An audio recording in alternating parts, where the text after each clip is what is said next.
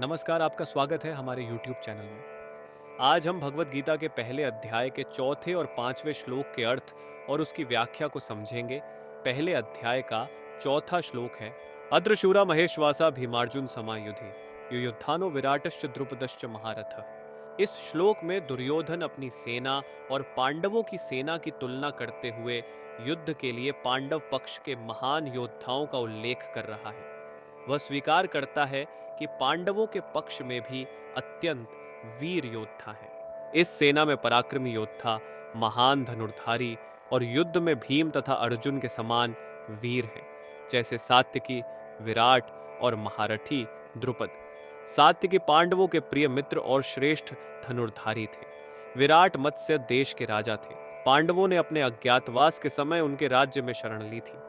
द्रुपद द्रौपदी और धृष्टद्युम्न के पिता पांचाल देश के राजा थे। दुर्योधन अपने गुरु द्रोणाचार्य को पांडवों की सेना में उपस्थित प्रमुख योद्धाओं का परिचय दे रहा है। वह यह दिखाने की कोशिश कर रहा है कि पांडवों की सेना में भीम और अर्जुन के समान पराक्रमी योद्धा है, जो युद्ध में अत्यंत कुशल और बलवान है। यह श्लोक यह संदेश देता है कि किसी भी संघर्ष में सफलता केवल संख्या से नहीं, बल्कि पराक्रमी और संगठित नेतृत्व से मिलती है। सेना में भीम और अर्जुन जैसे महान योद्धा हैं, लेकिन सात्यकी, विराट और द्रुपद जैसे योद्धा भी समान रूप से महत्वपूर्ण हैं। तो अब चलिए आगे बढ़ते हैं। भगवत गीता के पहले अध्याय का 5वां श्लोक है, धृष्टकेतुश्चेकितानः काशीराजश्च वीर्यवान पुरुजित कुंती भोजश्च शैब्यश्च नरपुंगव। यह श्लोक कौरव पक्ष के सेनापति दुर्योधन द्वारा अपनी सेना के प्रमुख योद्धाओं का वर्णन करते समय कहा गया है। दुर्योधन द्रोणाचार्य को अपनी सेना की शक्ति और योग्य योद्धाओं का परिचय दे रहा है।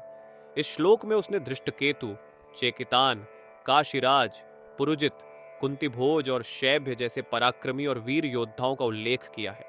इसका उद्देश्य यह दिखाना है कि कौरव पक्ष में भी अत्यंत वीर और कुशल योद्धा हैं, जो युद्ध में अपनी वीरता का प्रदर्शन कर सकते हैं।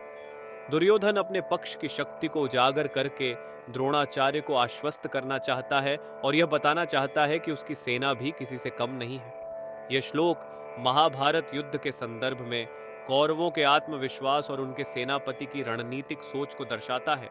साथ ही यह युद्ध में भाग लेने वाले विभिन्न राजाओं और योद्धाओं के महत्व को भी रेखांकित करता है। चैनल को सब्सक्राइब करें और नोटिफिकेशन ऑन करें ताकि कोई भी नया श्लोक और उसका ज्ञान आपसे छूट न जाए।